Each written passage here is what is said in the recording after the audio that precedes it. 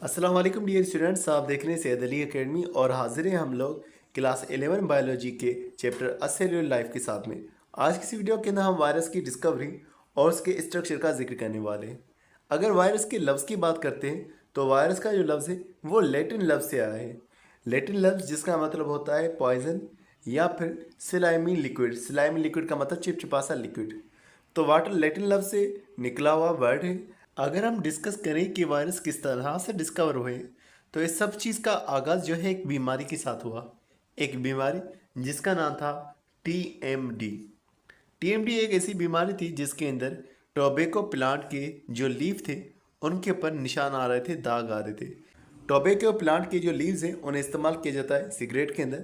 तो tobacco plant के जो लीव्स हैं वही खास अहमियत के हैं। लेकिन क्या हो कि अगर उसके लीव्स जो हैं वही ख़राब हो जाए तो टोबैको मोसेक डिजीज़ के अंदर उनके पत्ते जो थे वो ख़राब हो रहे थे, यानी कि उन पत्तों पर जो है दाग से आ रहे थे। तो इस बीमारी को आइडेंटिफाई करने वाले जो शख्स थे वो थे एडोल्फ मेयर।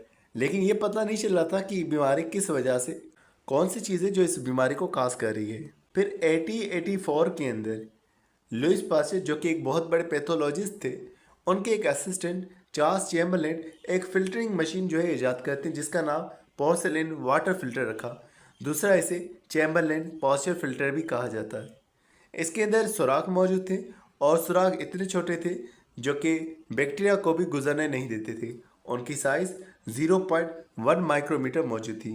तो इस मशीन का इस्तेमाल किया जाता था कि अगर हमारे पास कोई सैंपल मौजूद है जिसमें जरासीम मौजूद है, तो सैंपल को जब हम गुजारेंगे तो जरासीम उसमें फंस जाएंगे और जरासीम हमारे पास हासिल भी हो जाएंगे।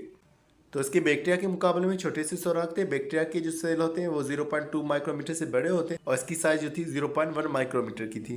तो कोई भी अगर हम लिक्विड इससे गुजारते तो जो जरासीम थे वो इसमें फंस जाते थे।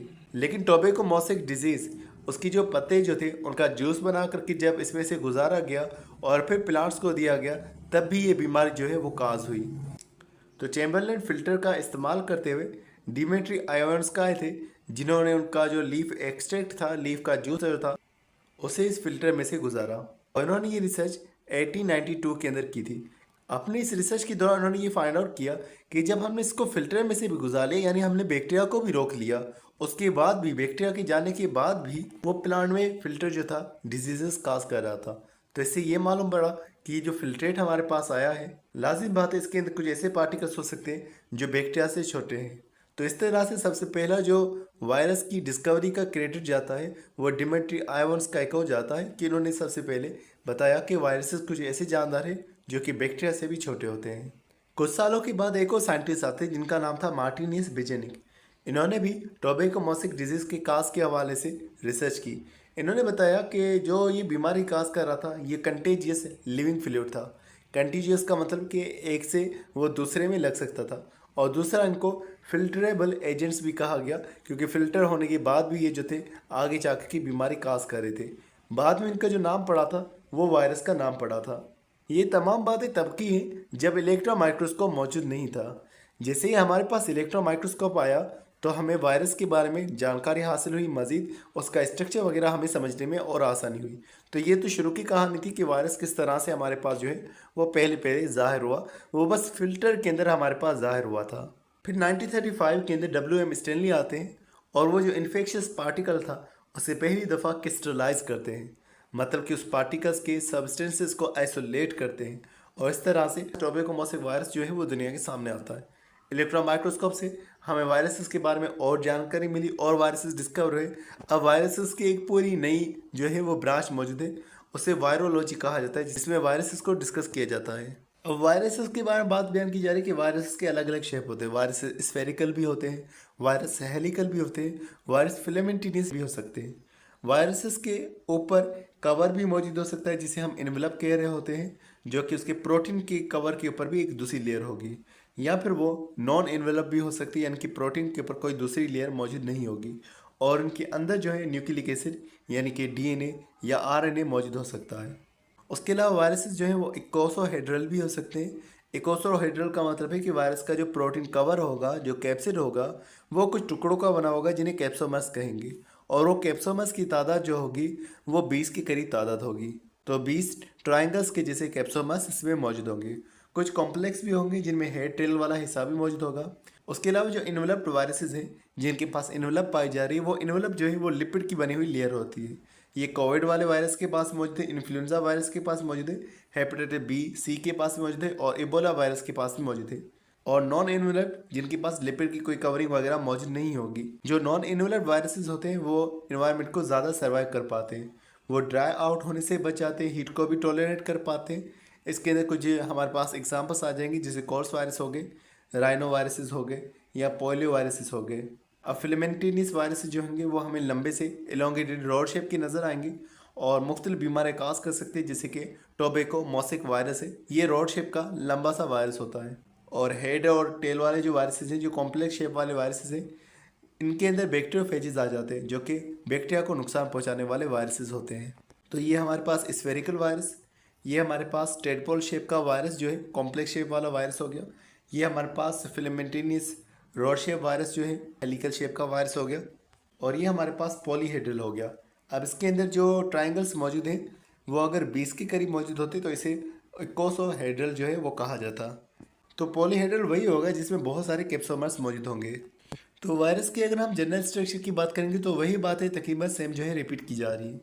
एक आउटर कोट होगा और दूसरा जो है इनर कोर होगा। ये दो हिस्से होंगे। इनर कोर जो होगा वो इनके जेनेटिक मटेरियल डीएनए या आरएनए पर बना होगा और इसकी गिर्द जो कवरिंग होगी वो इनका आउटर कोट होगा। तो वायरस का जो आउटर कोट होता है इसे कैप्सिड कहा जाता है।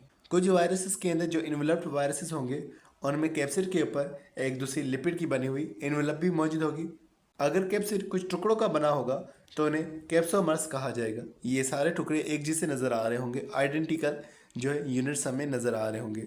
कैप्सोमर्स की तादाद जो है हर वायरस के अंदर अलग अलग मौजूद रहेगी। कुछ कैप्सिड जो हो सकते हैं वो हेलिकल हो सकते हैं या इकोसाहेड्रल हो सकते हैं।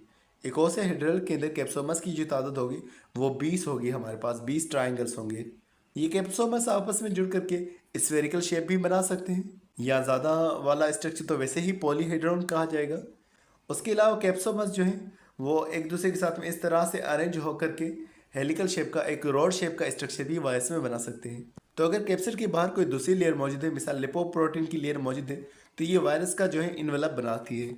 इस लिपोप्रोटीन की लेयर में कुछ और स्ट्रक्चर्स भी हो सकते हैं। ग्लाइकोप्रोटीन के कुछ कांटे भी मौजूद हो सकते हैं जो कि वायरस को होस्ट सेल की पहचान कराने में और फिर उसकी अटैचमेंट कराने में हेल्प कर रही होती है। ये वायरस के पास लिपोप्रोटीन की जो लेयर बनी है दरअसल ये सेल मेम्ब्रेन से बनती है। होता यही कि वायरस जो है सेल में गया हुआ है, तो वायरस अपने आप को सेल में रेप्लिकेट करेगा। सेल में वायरस की बहुत सारी कॉपीज बन जाएगी, एक वायरस में से कई सारे वायरसेस वहाँ पर बन जाएंगे।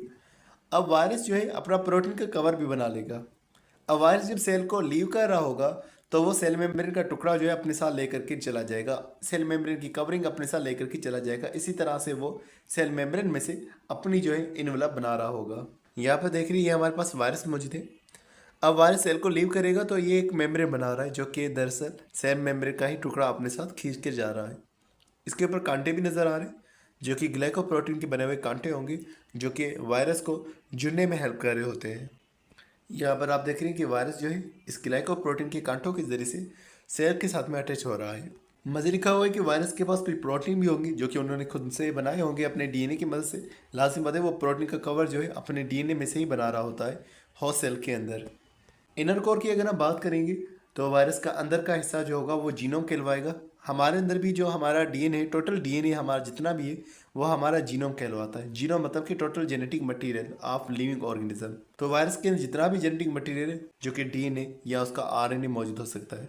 हमारे यहाँ आरएनए जेनेटिक मटेरियल के तौर पर काम नहीं करता, लेकिन वायरसेस के अंदर आरएनए जो है वो जेनेटिक मटेरियल के तौर पर काम कर सकता है।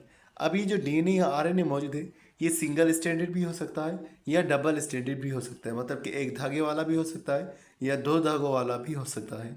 कभी कभार वायरस के कोट के अंदर कुछ एंजाइम्स भी मौजूद होंगे जो कि होस्ट सेल में जब वायरस जाएगा तो उसके काम को आसान बना रहे होते हैं। जैसे कि ये हमारे पास एक वायरस मौजूद है, इसके पास जो है सिंगल स्टैंडर्ड 2 आरएनए के मॉलिक्यूल्स मौजूद है। फिर इसका कवर भी मौजूद है कैप्सिड वाला। इस कवर के गिर्द में जो है वो लिपोप्रोटीन की लेयर भी मौजूद है, फिर ग्लाइकोप्रोटीन के स्पाइक्स मौजूद है। अब यहाँ पर जो है कुछ एंजाइम भी मौजूद है जो कि इस आरएनए को डीएनए में बदलने में हेल्प कर रहे होंगे। तो रिवर्स ट्रांसक्रिप्टेज एंजाइम, तो इसके पास खुद के एंजाइम भी मौजूद हैं, ये आरएनए को अपने डीएनए में बदलता है। तो ये चीज़ें भी हम आगे डिस्कस करने वाले हैं कि किस तरह से ये प्रोसेस हो रहा है। तो डियर स्टूडेंट्स, आज के में बस इतना ही था। उम्मीद करता हूँ ये वीडियो आपको पसंद आई होगी। इंशाल्लाह मिलते हैं नेक्स्ट वीडियो में, तब तक अपना बहुत सारा ख्याल रखिएगा। अस्सलाम वालेकुम।